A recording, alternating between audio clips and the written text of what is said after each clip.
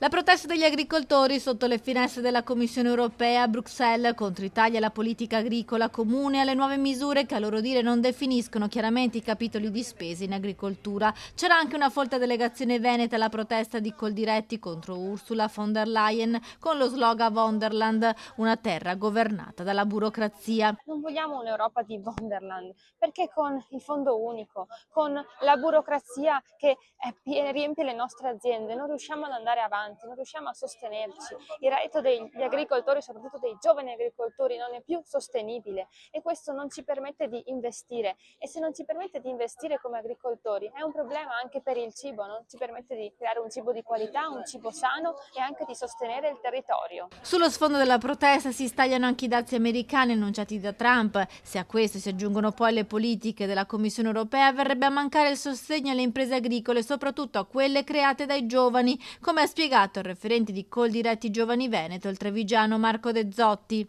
Siamo qui per chiedere un maggiore ascolto rispetto a quelle che sono le strategie che l'Europa sta attuando.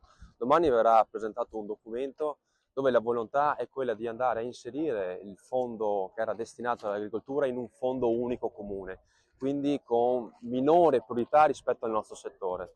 Siamo qui per chiedere a loro un maggiore ascolto rispetto a quelle che sono le strategie da attuare. I giovani agricoltori sono arrivati da tutto il Veneto, il messaggio consegnato all'Europa è chiaro: questa istituzione oggi penalizza proprio le nuove generazioni.